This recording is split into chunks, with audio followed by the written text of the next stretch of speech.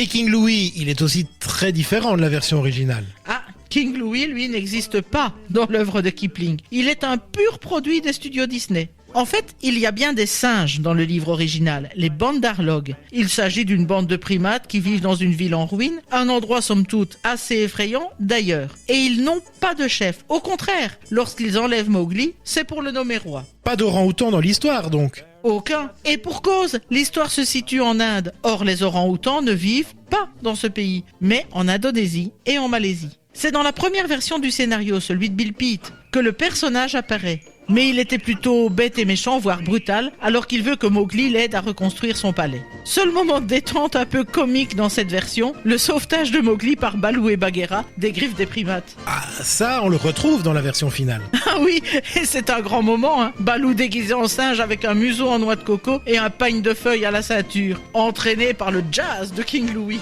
On est loin du méchant singe. Et bien encore une fois, c'est le choix de l'interprète qui a influencé le personnage. Et justement, qui est cet interprète? Pour interpréter cet orang-outan avachi sur son trône dans le vieux temple abandonné et qui ne rêve que d'une chose, devenir un homme, Disney a d'abord pensé au géant du jazz, Louis Armstrong.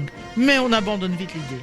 Bouder une telle légende, quelle idée! Dans le contexte de tension raciale de l'époque, on a voulu éviter le stéréotype facile et offensant qui lierait un singe avec un interprète afro-américain. Le choix se portera alors sur le trompettiste Louis Prima, c'est l'interprète du standard I'm Just a Gigolo. Là encore, c'est ce choix qui va déterminer l'animation du personnage, puisqu'on reprendra les mouvements du musicien et de son orchestre d'ailleurs pour reproduire ceux de l'orang-outan et de la bande de singes. C'est aussi ce qui lui apportera cette allure débonnaire et dynamique. Cette nouvelle option débouchera alors sur la chanson qui lui sera dédiée, Un homme comme vous. Bon, Terry Gilkyson a été remercié. Qui va se charger d'écrire les chansons alors? Walt va faire appel à son duo fétiche de l'époque, les frères Sherman. Les frères Sherman et Walt Disney, c'est une grande histoire d'amour. Mieux que ça, ils avaient construit une véritable relation d'amitié au-delà de l'aspect professionnel de leur collaboration. L'aventure Disney commence lorsqu'il présente à Walt lui-même Strumming Song, une chanson composée pour le film The Horse Masters. Si le maître se contente d'un laconique